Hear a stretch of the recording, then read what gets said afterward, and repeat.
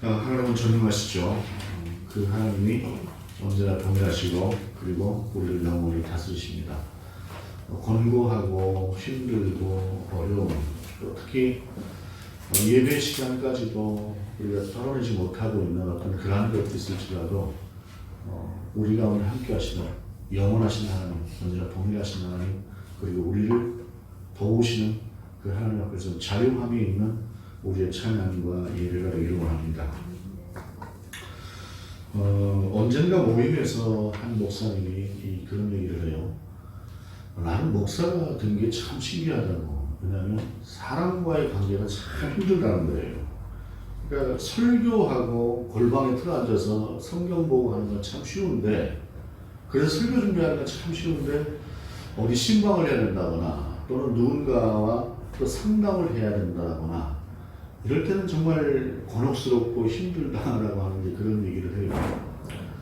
그런데 가만히 생각해보면 설교가 쉬운 것도 아니고 신방이 쉬운 것도 아니고 사람을 만나는 게 쉬운 것도 아니고 또 그리고 목회자원 이런 것도 아니고 세상을 살아가는 우리 모두가 다 그런 개념이 없지 않죠.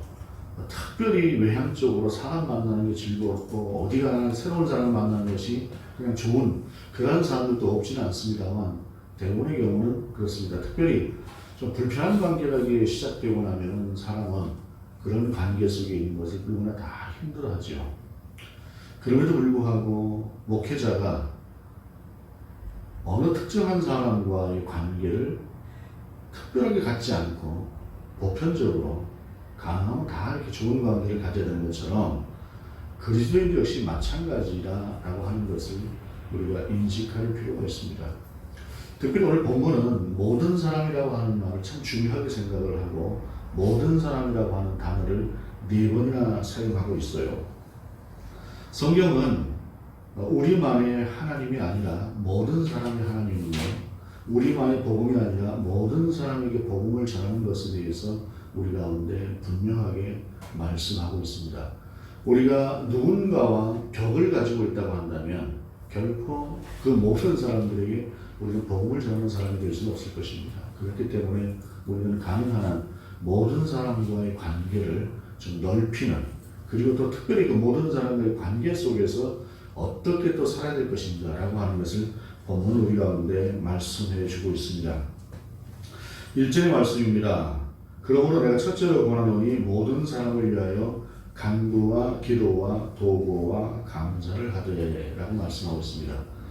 여기서 말씀하고 있는 간구나 기도나 도구나 감사는 그냥 기도라고 하는 말로 이야기를 해도 크게 본문의 말씀과 대치되는 그런 말씀은 아닙니다. 오늘 본문의 말씀이 그럼에도 불구하고 기도와 간구와 도구와 감사, 그러니까 먼저는 순서대로 하자면 간구와 기도와 도구와 감사지요. 이 모든 기도의 내용들을 가져다 다 같이 함께 쓴 것은 그만큼 우리가 세상을 향해서 모든 사람을 향해서 기도할 필요가 있는 그러한 사람들이다라고 하는 것을 말씀하고 있는 것이죠. 모든 사람이라고 하는 것이 어디까지일까요? 그야말로 모든 사람을 가리키는 것입니다. 본문 앞쪽에 보게 되면 알렉산더 후메네오라고 하는 그야말로 당시에 교회를 어지럽히고 있었던 그러한 사람들을 책망하고 그 사람들을 징계하면서도 그들을 훈계해서 다시 돌이키게 하는 것, 이러한 것들을 바울은 우리 가운데 말씀을 하고 있습니다. 그렇기 때문에 모든 사람이라고 하는 건 제한적인 것이 아닌 그야말로 모든 사람을 가리키는 것이다 라고 하는 것입니다. 그러면서 간구와 기도와 도구와 감사를 하라 라고 말씀하고 있는데 간구라고 하는 것은 우리가 다 잘 아는 그런 내용입니다. 간절하게 구하는 것이죠. 정말로 절박하게 구하는 것이 간구입니다. 그럼 모든 사람을 위해서 왜 우리가 절박하게 구해야 됩니까? 절박하게 구할 필요가 있습니까? 라고 생각할 수 있겠지만 어쩌면 지금 우리가 살아가고 있는 이 시대에는 지금 현재 우리의 대한민국의 상황이라고 하는 것은 그야말로 모든 사람을 위해서 간절히 기도해야 될 만한 그런 상황이 아닐까 생각을 합니다. 사람이 어떤 옳고 그름의 문제보다는 진영의 문제로 인해서 나눠져 있는 것이 아닌가 하는 생각이 들고 숲을 보는 것이 아니라 나무를 보고 있는 것이 아닌가라고 하는 그런 생각이 들어요. 근데 이러한 말조차도 사실은 조심스럽습니다. 워낙에 첨예하게 대립을 하고 있기 때문에 그러한 때 우리가 해야 될 것이 무엇이냐면 간절한 기도라는 것이죠. 이 땅 가운데 정말로 하나님의 오름이, 하나님의 정의가 세워질 수 있기를, 하나님의 선하신 인도하심이 이 땅 가운데 함께 하시기를, 특별히 옳은 사람들을 들어서 사용하시기를 우리가 구할 필요가 있는 것이 지금의 시기다라고 하는 것입니다. 그 다음에 기도라고 하는 말씀은 그야말로 기도지요. 하나님 앞에서, 오직 하나님 앞에서 하나님께만 드리는 그 기도를 말씀하고 있는 것입니다. 간절하게 우리가 세상 모든 사람을 위해서, 특별히 대한민국을 위해서 기도하되 나의 뜻이 아닌 하나님의 뜻이 이 땅 가운데 이루어지도록 기도하는 그 기도가 필요하고, 그 다음에 하나님 앞에서 정말 무엇이 옳은가에 대해서 우리가 진실하게 물을 수 있는, 내 생각을 내려놓고 물을 수 있는, 그리고 듣고자 하는 그 자세가 우리가 필요한 시기다라는 것이죠. 그것을 위해서 하나님 앞에서 간절히 기도하고 또한 기도해야 될 필요가 있는 것이 지금의 시기다라고 하는 것입니다. 그러면서 본문은 또한 도고라고 하는 말을 사용하고 있는데, 신약성경 전체를 다 털어서 도고라고 하는 이 말은 딱 2번 사용된 말입니다. 헬라어로 엔티큐세이스라고 하는 이 말은 그것도 디모데전서에만 2번 쓰고 있어요. 오늘 본문에서 도고라고 하는 말이 쓰여져 있고, 4장에 가면, 4장 5절에 가면 도고라고 하는 말이 쓰여져 있는데, 도고가 아니라 엔티큐세이스라고 하는 말이 쓰여져 있는데, 4장 5절에서는 기도라고 하는 말을 그냥 번역을 했습니다. 그럼에도 불구하고 기도라고 할 수 있는 이 기도가 왜 본문에서는 도고라고 하는 말로 쓰여졌느냐? 왜냐하면 이 단어 속에는 단순한 기도가 아니라 누군가는 어려워서 윗사람에게 또는 왕에게 구할 수 없는 것을, 내가 그 왕과의 어떤 관계가 있어서 나도 힘들지만 그 왕 앞에, 그 어떤 높은 사람 앞에 나아가서 이 사람을 대신해서 이 사람의 문제가 이와 같습니다 라고 하는 것을 아뢰는 것, 이러한 뜻이 이 단어 안에 포함이 되어 있어요. 그렇기 때문에 오늘 본문은 하나님 앞에서 이 세상을 향해서 그와 같은 중보자의 자세로 세상을 향해서 기도하는 그러한 자세를 가지라 라고 하는 것을 이야기하고 있는 것입니다. 즉 본문은 간구와 기도와 도고와 또한 그 모든 것들 가운데 함께 하실 하나님을 우리가 감사하고, 또한 함께 하셨던 그리고 이루셨던 하나님께 감사를 드리는 이 4가지 감사 행위들을 가지고 오는 것은 우리가 우리 혼자만 살아가는 것이 아니라, 그리고 나의 문제만 가지고 살아가는 것이 아니라 세상의 문제도 함께 가지고 살아야 될 의무가 있는 사람들이기 때문에 그렇다라고 하는 것을 본문은 우리 가운데 전하고 있는 것입니다. 그러면서 본문은 그 모든 무리들 중에 한 특별한 한 특정 집단을 우리 가운데 소개하고 있습니다. 2절에 임금들과 높은 지위에 있는 모든 사람을 위하여 하라 라고 이야기를 하고 있습니다. 높은 사람들, 임금들을 위해서 기도하라 라고 하는 이 말씀은 어떤 것일까요? 제가 이제 언젠가 청년들을 모아놓고 이야기를 하다가, 그때 당시에 이제 대통령 되신 분이 젊은 층에서는 상당히 좀 비판을 받는 그런 분이 대통령이 되었었어요. 그런데 그럼에도 불구하고 오늘 본문의 말씀과 같은 것을 인용해서 우리는 마땅히 이 땅의 지도자 되는 사람을 위해서, 특별히 대통령 된 사람을 위해서 기도해야 될 필요가 있다라고 하는 것을 청년들에게 이야기했었습니다. 사실 그때 청년들이 저한테 항상 모든 면에서 우호적인 청년들이었음에도 불구하고 그때 그 이야기를 하는 순간에 그 격렬하게 보이는 그 반응, 그것들이 지금도 눈에 선합니다. 그런데 저도 사적으로는 그분에 대해서는 상당한 좋지 않은 그러한 마음을 가지고는 있습니다. 그러나 그러한 사람이 지도자이고 대통령이 되었을지라도 하나님이 그 사람을 붙들어 주셔서, 예를 들어서 악한 사람이라고 한다면 더 악하지 않은 쪽으로 갈 수 있도록 하나님께서 붙들어주고 선한 쪽으로 인도하실 수 있도록 하시고, 선한 사람이라고 한다면 하나님께서 그 사람의 선을 사용해서 이 땅 가운데 선한 것들을 베풀 수 있도록 기도하는 것이지, 그 사람 자체를 높여주는 어떤 찬양하는 그러한 것이 기도는 아닌데, 그때 그 청년들이 대단히 오해를 했던 것 같다라고 하는 생각을 합니다. 우리는 마땅히 그와 같이 지도자 된 사람들, 높은 지위에 있는 사람들, 힘을 가지고 있고 권력을 가지고 있는 사람들을 위해서 기도할 필요가 있습니다. 왜입니까? 이는 우리가 모든 경건과 단정함으로 고요하고 평안한 생활을 하려 함이라는 것입니다. 특별히 2000년 전쯤에 이 본문이 쓰였을 당시에 기독교 세계는 로마 황제가 지배하고 있었고 로마 황제에 의해서 모든 것이 좌우되어지는 그러한 세상이었습니다. 특별히 로마 황제는 전혀 기독교인이 아니었습니다. 4세기로 넘어오면서 콘스탄틴 황제가 기독교를 공인하기 전까지 로마에 있는 모든 황제들은 반기독교적인 정서를 가지고 있는 사람들이었지 그 사람들이 친기독교적인 기독교 복음에 대해서 우호적인 사람은 하나도 없었습니다. 오히려 기독교인들을 박해하고 핍박하는 황제들이 훨씬 더 많았지요. 그럼에도 불구하고 그들을 위해서 기도하라. 높은 지위에 있는 사람들, 그들 중에 그리스도인은 없었습니다. 특별히 초대교회 같은 경우에는 기독교인은 관리가 될 수가 없었습니다. 벼슬길에 오를 수가 없었습니다. 그래서 기독교인들은 모든 것을 포기하고 법문 상황 이후에도 모든 것을 포기하고 오직 하나님만을 따라가는 정말 높은 자리에 올라갈 수 있음에도 불구하고 그것을 포기하고 하나님을 따라가는 그러한 사람들이 그리스도인이었기 때문에 높은 지위에 있는 사람들, 특별히 황제, 또 그 황제 밑에 있는 왕들 같은 경우, 분봉왕들 같은 경우야 황제의 눈치를 보지 누가 황제가 반대하는 기독교를 옹호하겠습니까? 그럼에도 불구하고 그들을 위해서 기도하라고 하는 것은 그들이 바른 정책을 펴므로 그들 가운데 사탄의 어떤 마음이 격동적으로 움직여서 기독교를 박해한다고 하지 않도록, 그래서 우리가 편안한 생활을 할 수 있도록 우리를 위해서 기도하라고 하는 것이 오늘 본문 속에서 기도하라고 하는 내용이다라고 하는 사실입니다.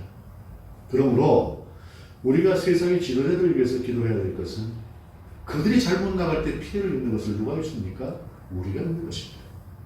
그렇기 때문에 그들이 바른 길로 갈 수 있도록 기도하라라고 하는 것을 이야기하는 것이죠. 특별히 오늘 본문 속에서 단정함으로 라고 하는 이 말은 품위 있게 살 수 있나 이라고 하는 말입니다. 그리스도인은 품위 있게 살아야 되는 사람인데 그 권세를 잡고 있는 사람들이 악하게 기독교인들을 대한다고 할 때에 기독교인은 품위를 잃을 수 있어요. 그렇기 때문에 우리는 우리의 품위를 지키면서 살 수 있도록 하기 위해서라도 위에 있는 사람들을 위해서 기도할 필요가 있다라고 하는 사실입니다. 특별히 본문 속에서 우리로 하여금 그렇게 품위 있게 살 수 있도록 기도하라라고 하는 말씀은 그리스도인은 품격을 가지고 살아야 될 사람들이다라고 하는 것을 이야기해요. 이때 당시에 기독교인들 중에는 상당수가 어찌 보게 되면 좀 가난하고 없고 힘든 그러한 사람들이 다수를 차지하고 있었음에도 불구하고 이와 같이 기독교인은 품위가 있고 품격이 있어야 된다고 하는 이러한 분위기 속에서 초대교회는 비록 핍박을 받을지언정 세상을 이끌어가는 힘을 갖고 있고 세상 가운데서 그 자체로 권위를 가질 수 있는 그러한 사람이 될 수 있었다는 것입니다. 품격이 있는 삶, 그것이 바로 그리스도인의 삶이다라고 하는 것입니다. 그러면서 3절에 이것이 우리 구주 하나님 앞에 선하고 받으실 만한 것이니 하나님은 모든 사람이 구원을 받으며 진리를 아는 데 이르기를 원하시느니라 라고 말씀하시면서 다시 한번 모든 사람이라고 하는 말씀을 사용하십니다. 세 번째 말씀이죠. 여기서 말씀하고 있는 그런 모든 사람이라고 하는 것은 무엇인가? 구원을 받으며 진리를 아는 데 이르기를 원하는 사람들이라는 것입니다. 모든 사람들을 위해서 특별히 기도해야 되는 이유 중에 하나는 무엇이냐면 그들도 하나님이 선택하신 사람들이고 그들도 하나님이 창조하신 사람들이고 그들도 그리스도인이 될 수 있고 하나님의 백성이 될 수 있는 사람들이기 때문에 여지를 두고 그들을 위해서 기도하라고 하는 것이죠. 한때는 우리나라 기독교가 타 종교에 대해서 대단히 배타적이었습니다. 지금도 좀 그런 정서가 없진 않습니다만 그래도 지금은 우리의 신앙은 분명하게 유일하신 하나님 그리고 오직 구원에 있어서 다른 어떤 것과도 서로 이야기할 수 없는 오직 그리스도만이 유일한 구주라고 하는 그 사실을 우리가 분명히 신앙적으로 고백하는 신앙의 정체성을 가지고 있지만 그 신앙의 정체성과는 다르게 옆주위에 사는 사람들이 불교 신자가 됐든 어떤 사람들이 됐든 더불어 함께 사는 사람으로서는 함께 교제하고 살아가는 이런 것들이 어느 정도 정착이 돼 있어요. 아직도 이제 연세 높으신 분들 같은 경우에는 그게 잘 안 돼서 아유, 나 저런 사람들하고 상대 안 한다. 하나님을 모르는 사람들 이렇게 생각하지만 그러나 하나님께서는 그들에게도 복음이 전달될 수 있는 가능성이 있기 때문에 그들과도 함께 좋은 관계를 갖는 것이 필요하다라고 하는 것을 말씀하고 있어요. 그렇다고 그들 따라서 그들의 신앙을 받아들이려고 하는 것은 절대 아닙니다. 우리의 신앙은 분명하게 유지하되 어쩌면 그들도 그리스도인이 될 수 있는 가능성을 가진 사람들이기 때문에 그들을 위해서 또 우리가 좀 바라보고 함께 나갈 필요가 있다라고 하는 것이고 그 모든 사람이 구원을 받으며 진리에 이르기를 하나님은 원하고 계시기 때문에 그렇다라고 하는 것입니다. 만약에 우리가 그러한 분들을 위해서 복음으로 확장시키는데 복음으로 들어오게 하는 데 있어서 우리가 어떤 식으로 그럼 해야 될 것인가 그럼 어떤 식으로 그들을 대할 것인가 라는 것을 생각을 할 때에 우리의 삶이라고 하는 건 지나치게 그들을 그리스도인이 아니면 나는 너하고 교제를 안 하겠다 라는 식이라거나 그런 것은 분명히 아니죠. 앞에서 말씀드린 것처럼 그리스도인은 품격을 가지고 있어야 되고 그 품격을 가지고 이웃과 함께 교제하고 더불어 함께 살아갈 때에 그들이 그리스도를 존중하고 하나님을 높이며 또한 함께 그리스도인이 될 수 있는 그러한 기회를 갖게 하는 것 이것이 그리스도인의 품격이고 그리스도인이 전도하는 방법 중에 하나가 아닐까라고 하는 생각을 합니다. 물론 기회가 될 때에 그들 가운데 그리스도의 복음을 전하고 또한 함께 신앙생활하는 것들에 대해서 권하는 것은 분명히 필요하지만 말입니다. 그러면서 본문은 이렇게 나가요. 하나님은 한 분이시요 또 하나님과 사람 사이의 중보자도 한 분이시니 곧 사람이신 그리스도 예수라. 앞쪽에서 모든 사람이 하나님을 아는 그 진리에 이르기를 원한다라고 하나님이 말씀하신 다음에 하나님은 한 분이시다라고 하는 이 말씀을 하고 있는데 이 말씀에 있어서 특별히 오늘 본문에 사용하고 있는 하나님은 한 분이다라고 하는 말씀은 신명기에 있는 신명기 6장에 있는 소위 쉐마라고 하는 그런 하나님의 말씀 아주 유대인들이 가장 귀하게 여기는 그런 말씀을 가지고 왔어요. 신명기 6장 4절에 들으라 이스라엘아 우리 하나님 여호와는 오직 한 분이신 여호와시니 라고 하는 이 말씀은 이스라엘 사람들에게 있어서 신앙의 정체성을 갖게 하는 가장 중요한 말씀 중에 하나였어요. 그래서 그 사람들은 이 쉐마라고 하는 이 구절을 써가지고 다니고 품에 넣어가지고 다니기도 하고 그렇게 할 만큼 이 말씀은 대단히 중요한 그런 말씀이었습니다. 그 중에 있는 하나님은 한 분이시니 라고 하는 이 말씀을 바울이 이 가운데 사용하고 있는 이유가 있어요. 그것은 뭐냐면 하나님은 모든 사람이 구원을 받으며 진리를 아는 데 이르기를 원하신다라고 하는 이 말씀을 받는 거죠. 즉 신앙이라고 하는 것이 유대인만 또는 기존에 함께한 이 공동체만 그대로 유지하고 살아가는 것 이것에 만족함을 느끼고 또 어떤 면에서 새로 들어오는 사람들에 대해 상당히 배타적인 어떤 생각을 가지고 있는 그런 그리스도인들을 향해서 특별히 또한 유대인들을 향해서 저는 말씀은 하나님은 한 분이신데 그 한 분이신 하나님은 모든 사람이 구원을 받으시기를 원하시는 그러한 하나님이다라고 하는 말씀을 하고 계시는 것이에요. 그래서 즉 바울이 지금 하나님은 한 분이시다라고 하는 이 말씀은 하나님이 한 분이시다라고 하는 원래 이스라엘이 고백하고 있는 그 신앙 자체를 이야기하려고 하는 것도 있지만 그러나 한 분이신 그 하나님께서 너희가 오직 한 분으로 섬기는 그 하나님께서 모든 사람이 구원에 이를 수 있기를 원하시는 분이다라고 하는 것. 즉 복음은 확장되어야 되는 것이고 이방인도 그리스도인이 되어야 된다라고 하는 것.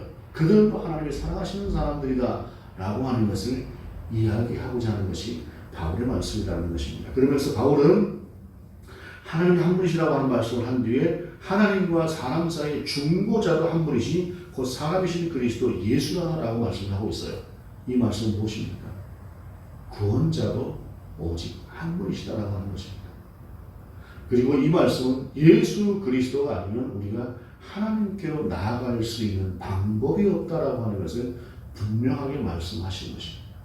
그래서 이 말씀은 더불어 함께 살아가는 모든 사람을 위해서 기도하고 그 모든 사람들도 하나님이 사랑하시며 그리스도의 복음 안에 들어오기를 원하는 그러한 사람들이지만 그럼에도 불구하고 그들이 그리스도에 세워지고 하나님의 백성이 되는 것은 우리를 위해서 죽으신 주 예수 그리스도 한 분을 믿는 것 말고는 다른 어떠한 것도 길이 없다라고 하는 것을 말씀하시는 것입니다. 신앙인은 이 두 가지를 분명하게 가지고 세상 가운데서 살아야 되는 거죠.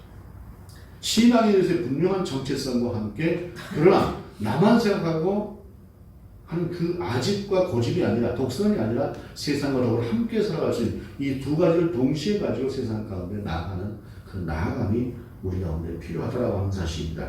그러면서 6절에 그가 모든 사람을 위하여 자기를 대속물로 주셨으니 기약이 이르러 주신 증거니라 라고 말씀하시면서 모든 사람을 위해서 예수 그리스도는 십자가에 달려 죽으신 것이다 라고 하는 사실입니다.